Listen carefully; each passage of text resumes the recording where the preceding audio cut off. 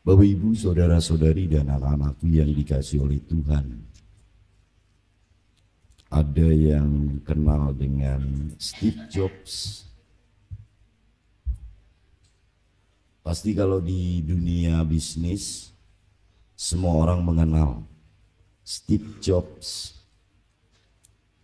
Kata-kata terakhir dari Steve Jobs ini bisa kita renungkan bersama, bahwa dalam kesuksesan, harta kekayaan tak terpisah dari dirinya, dari Steve Jobs itu.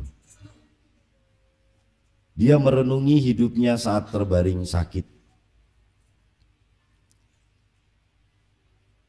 Kekayaan, nama, kedudukan, semua itu tidak ada artinya lagi. Diranjang di rumah sakit,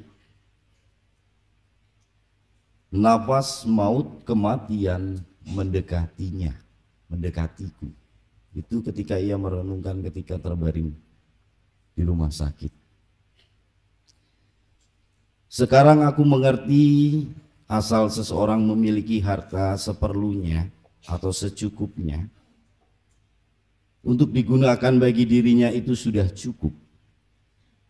Mengejar kekayaan tanpa batas bagaikan monster yang mengerikan. Tuhan memberi hati agar kita merasakan cinta kasih. Kegembiraan yang datang dari kemewahan itu hanya ilusi saja. Harta tak mungkin bisa aku bawa mati. Hanya cinta kasih yang murni itulah yang bisa jadi kekuatan dan juga terang. Ranjang apa yang termahal di dunia ini? Ranjang orang sakit. Orang lain bisa membuka pintu bagiku. Dia bisa bekerja untukku. Tapi tidak ada orang yang bisa menggantikan sakitku. Barang hilang bisa didapat kembali, tapi nyawa hilang tak bisa didapat kembali. Yang patut dihargai adalah hubungan kasih antara keluarga, cinta akan suami istri, dan juga kasih persahabatan antara teman. Karena Injil hari ini mengingatkan kita, kekayaan tak akan menyelamatkan kita jika tidak dipakai untuk membahagiakan sesama. Steve Jobs aja merenungkan sampai sedalam itu. Dia orang kaya, tapi di masa-masa ia sakit, diranjang di rumah sakit, dia merenungkan, untuk apa kekayaan saya? Tidak ada yang bisa menggantikan sakitnya. Kalau ada yang sakit, bisa digantikan? Tidak. Saya yakin tidak ada yang mau menggantikan. Tapi soal kedudukan, nama, lalu juga kekayaan, semua itu berarti ketika kita sehat. Totus tuus itu adalah semboyan paus keraiman ilahi, yaitu Yohanes Paulus II. Sepenuhnya ini untukmu. Jadi untukmunya itu untuk Tuhan. Dan mengacu pada pesan Yesus kepada pemuda kaya hari ini, ada 3 langkah supaya kita bisa juga total menjadi milik dan murid Yesus secara iman. Yang pertama adalah pergi dan jualah apa yang kau miliki. Yesus mengajak kita untuk menjadi pribadi yang ikhlas, lepas bebas, tidak lekat, bahkan terikat dengan harta benda kepemilikan dunia. Karena sebenarnya semua harta benda dunia hanyalah sarana. Lalu contohnya apa Romo? Supaya kami juga bisa membagikan apa yang kami miliki, kami tidak lekat, kami tidak terikat. Dimulai dari kami itu mempunyai 3 kaul. Berbeda dengan SY, Serikat Yesus. Dan kita juga bisa nanti meneladani paus dan uskup kita juga. 3 kaul itu adalah yang pertama ketaatan, tidak bisa ditawar. Romo Eko, kamu pindah ke Gunung Putri, siap, laksanakan, lepas bebas ya.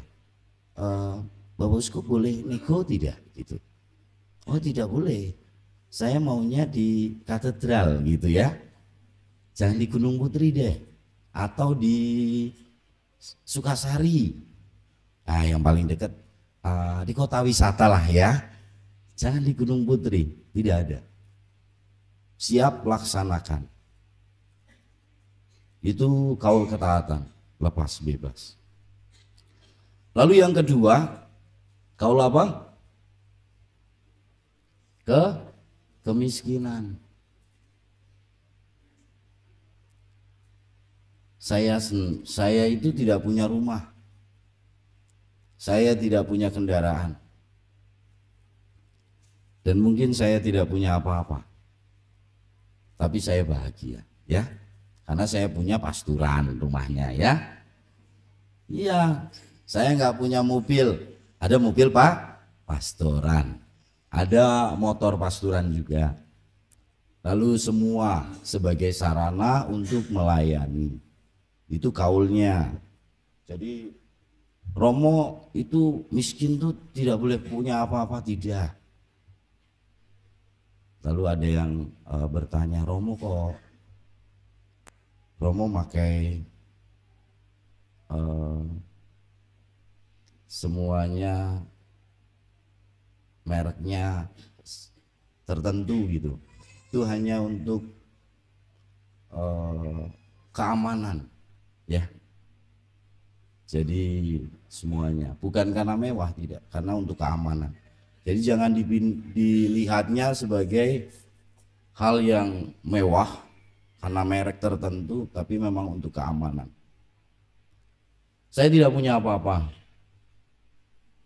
bahkan duit saya juga tidak punya ya, itu nggak tahu kalau di tabungan ya itu.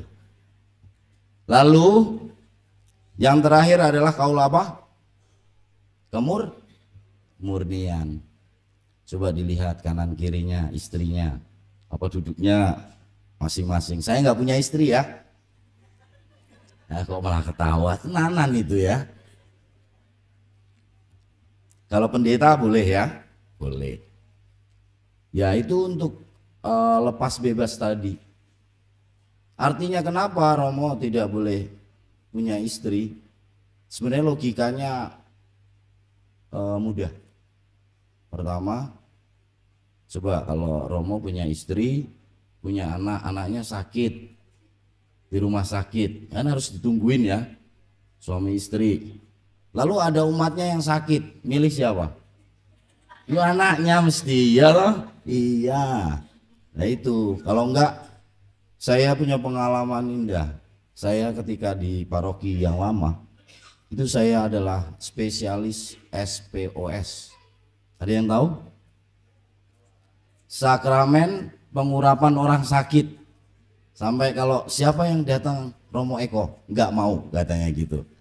Karena bisa sembuh, bisa langsung ya.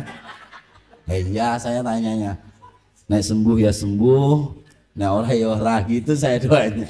Enggak, saya mendoakan untuk sembuh ya. Ya itu pengalaman. Supaya lepas bebas untuk pelayanan. tidak terikat dan juga lekat dengan harta duniawi. Itu yang pertama, contoh. Dan ada satu kaul bagi serikat Yesus, itu adalah kaul ketaatan kepada paus. Hanya SY saja yang punya kaul ketaatan kepada paus, karena mereka tidak taat, ya. Dulu. Sekarang enggak. Lalu yang kedua adalah berikan itu kepada orang miskin. Yesus mengajak kita untuk berani rela berbagi dari apa yang kita miliki. Karena apa yang kita miliki dari Tuhan, kita cukupkan untuk diri kita, keluarga kita, dan kita bagikan juga bagi mereka yang sangat membutuhkan. Yang jelas adalah orang yang sangat membutuhkan. Karena apa? Terkadang dunia ini kerap memakai hukum kalah menang, menyingkirkan, bahkan ya suka tidak suka. Itu yang kedua. Kalau saya tidak lekat terikat tapi mengartikan harta yang kita cari ini untuk sarana, kita akan berikan apa yang sudah cukup untuk diri kita, untuk mereka yang sangat membutuhkan. Dan yang terakhir adalah datang kemari dan ikutilah aku. Jadi Yesus mengajak kita tidak mengandalkan diri kita sendiri. Kita mau mengandalkan Tuhan. Saya selalu mengatakan ketika ada yang minta, Romo, gimana caranya supaya hari saya itu yang terkadang juga sulit dapat saya lalui dengan baik. Pertama, mohon berkat Tuhan sebelum berangkat bekerja. Lalu jalani hari-hari itu dengan sukacita meskipun tidak mudah. Ada duka, ada jalan salibnya. Dan yang terakhir adalah bersyukur untuk menutup hari atas apa yang Tuhan berikan. Karena hidup, kesehatan, pekerjaan, sahabat, teman, orang yang mencintai kita itu begitu berarti dalam satu hari kita. Jadi kita mensyukuri semuanya. Dan kita tidak hanya mengandalkan diri kita, kita mau berjalan dengan Tuhan dan juga mengikuti semua rencana dan penyertaannya. Dan itu terinspirasi dari doa dan karya yang selalu dilakukan oleh Yesus. Menutup Injil tadi dari Markus, bagi manusia mungkin tidak mungkin, tapi bagi tidak demikian bagi Allah semuanya menjadi mungkin. Dan ingatlah, jangan mengandalkan diri sendiri. Terkadang kita itu mentok itu ya, berhenti pada kata impossible, tidak mungkin Rom. Tapi kita punya Tuhan yang harusnya membuat kita God is possible atau I am possible. Itu menutup pada hari ini.